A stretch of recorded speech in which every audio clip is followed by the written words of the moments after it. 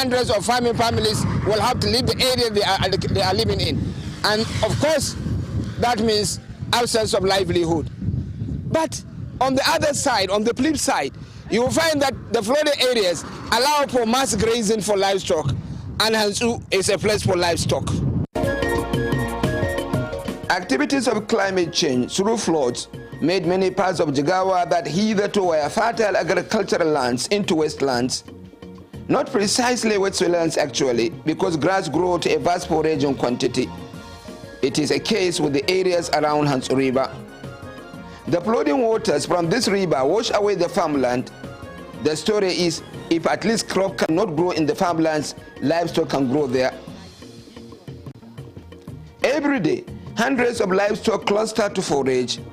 The river itself and the pools it engenders ensure that the livestock are never short of water.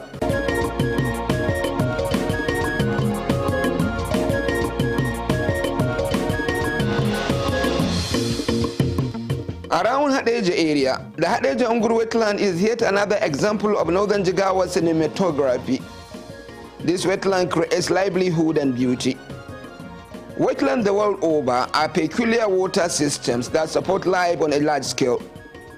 The Hadeja Unguru wetland has in fact a global ranking. It is Ramsar site #1 in Nigeria. It is named Marma Channel. The ranking follows a criteria. Hadeja Unguru is a wetland of international importance because of different species of plants, fishes, and other aquatic life that are found there. It is also a land where farming, grazing, fishing, and wild resource collection are carried out in a large scale. This place does not only support the livelihood of the local people, but also people from around Nigeria and beyond do come to survive on the resources of the area. This informs the Ramsar ranking. We have actually done a report on this water system before, where we look at some of its potentials and the human activities that daily occur here. For long, the wetland has been at the crossroads. A new story is emerging there now. An interesting life is unfolding among the communities in the Hadeja Unguru wetland. Hundreds of thousands of them. Beautiful. Every day, people find livelihood here, and not ordinary livelihood. Livelihood in a big way.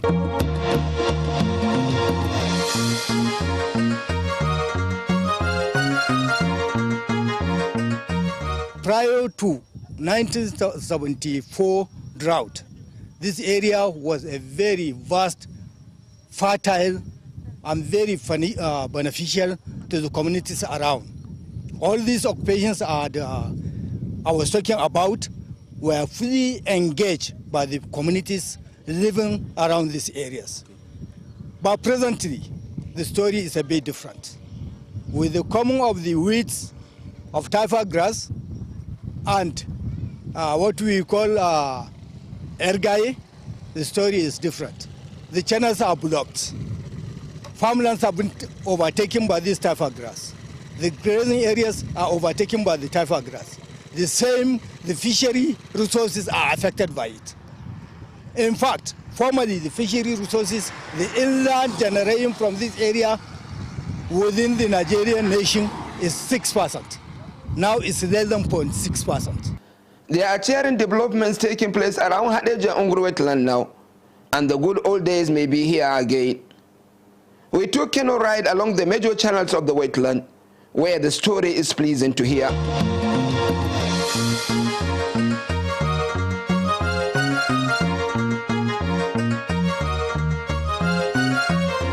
The Yobe state government and the Jigawa state made some efforts in trying to open up the channels so that the water can flow downstream.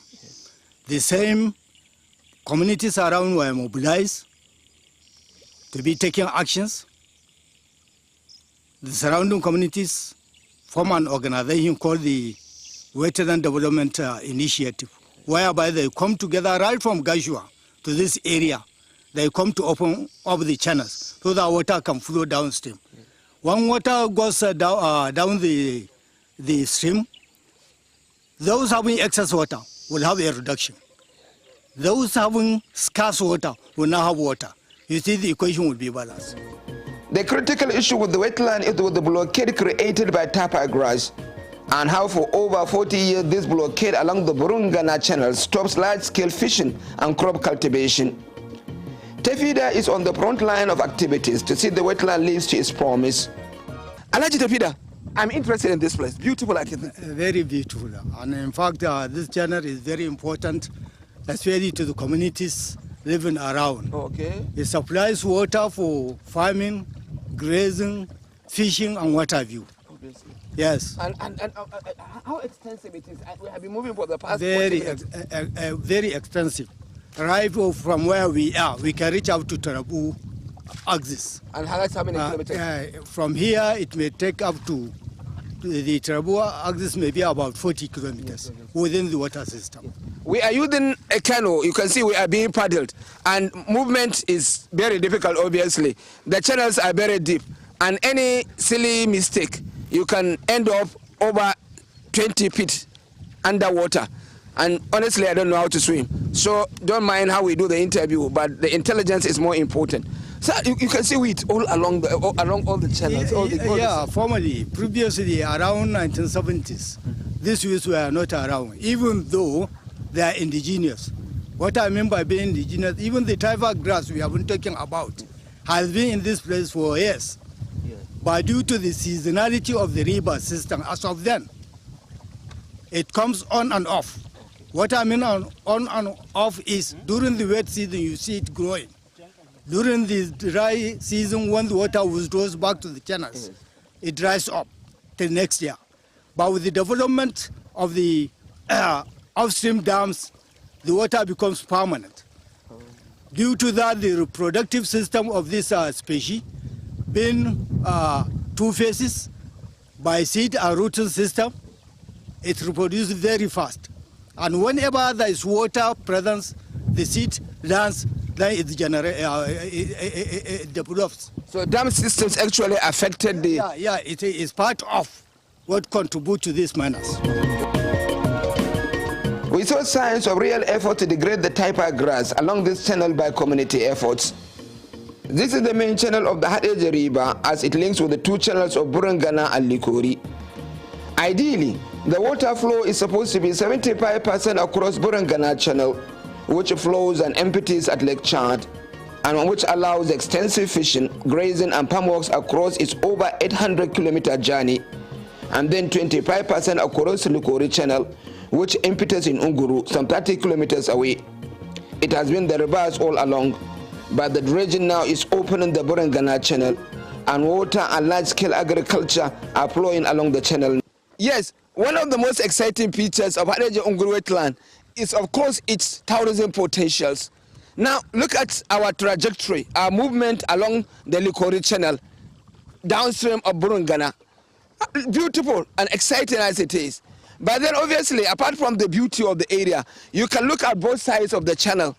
At both sides of the channel, it is overtaken by weeds, invasive weeds, that's not allowing the farmers to either fish or to move freely in the water.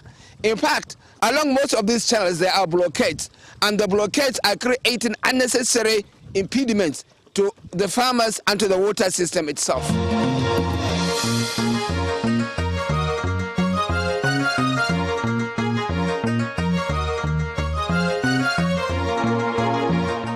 I am being indulgent in this water.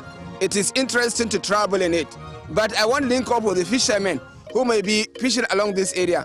Although it is afternoon, and fishing in the afternoon is not too lucrative around this area, that's what the local communities say. But then, of course, let us see whether we can get some fishermen on the act or in the business of fishing. We actually ran into a group of fishermen foiling their nets and making a show of their catch. Life is strong and beautiful here, but the time of our trip of the area does not agree with the timing for active fishing. There are people who are opening the debate on how to make Hadeja Unguru wetland come back to its glorious days. Their simple solution is that international fisheries and water laws must be complied with in this area. The water laws in particular specify that artificial water channels should not be created here, and poison should not be used within the water system, and the water system should not be tampered with. The issue is that many farmers around the area believe that the canalization of Hadeja River along Auyo brought about the invasive taipa grass and stops agriculture short around the wetland. In reality, the wetland continues to support life even with the multiple challenges that often weigh it down. We visit a community in the territory of the wetland whose life they found 100% on what the environment has to offer. They are the Madachi community who are in direct neighborhood with the active channels of the wetland. These people are into all year round agriculture. In fact, they are through the irrigation farming for the year now when we came visiting and are making preparations for the rain-fed agriculture. Agriculture in this place requires no fertilizer. The soil produced with the integrity too. Malam Abdullahi Mekano has been doing this agriculture here for over 20 years. This is our livelihood actually. It is where we believe we survive and do everything here. We don't have any farm rather than this place now. So we farm sorghum, maize and the rice. The floodplain from here to Tarabu area, from here up to Guri. So it is more than 50 kilometers lying down here. And it is a very nice wetland actually. See, if you see how people are farming everywhere in this place. So there are plenty of farms, and the problem is that we have a hardness. Malam Abdullahi says hardness and flood are the only problem to their agriculture. So how is the water situation around this? Because it seems like there is a dry here because the water is not. No, it is because of the dry season. If it is a wetland, a wet side, or wet time now, it is all this place is flooded. The place is whole flooded here. You can't see even 2 meters soil here. I'm telling you, all these places, even up to this village level, it is up to there. So I just manage like that. Okay. If it is during the rainy season, you can see more than 100 or 200. I would like you to look at the camera. I would like you to look at. Can you see her now? Yeah. So all people are going through, when they are going there now, they have to go through the canoes. Through the canoe. You have to go through canoes. You can't go to the farm without canoe. It is necessary. So it's everybody here, it's like a canoe man. Yeah, it's a canoe man. You must have a canoe, because if you don't have a canoe, you can't go here. You can't go to the farm. And all this land, you know, if you pass this place now, if you go down that trees, it is where we have the uplands areas. You have an upland area, you have we have upland areas down there, down that trees, where you see that trees now. Okay. It's an upland area. So you are planning to do in agriculture here. Okay, so and it's profitable, it's nice. It's profitable, it's very nice. So all the problems we have here is the hardness. We are facing them serious. We have facing problems of hardness. When we plant trees, plants, when they arrive, then the people will come and start destroying them. That's the major problem in this place. We try all our possible best for the authority to come and cap the situation. It's not possible. It is rather curious that the community in Madachi want government to canalize and dam the wetlands to allow them a more organized farming. Definitely, they are not privy to effects of the dam system in Auyo, the flow of water along Burangana and Lokori channels. But surely, the people of Madachi are in direct relationship with the herdsmen. They are never far away from one another. The landscape is a picture of the agricultural flatlands that are always waiting to be cultivated, and the ominous pictures of herdsmen pitching tents across the stretch of the land. We do not live in Madachi, however, without an episode.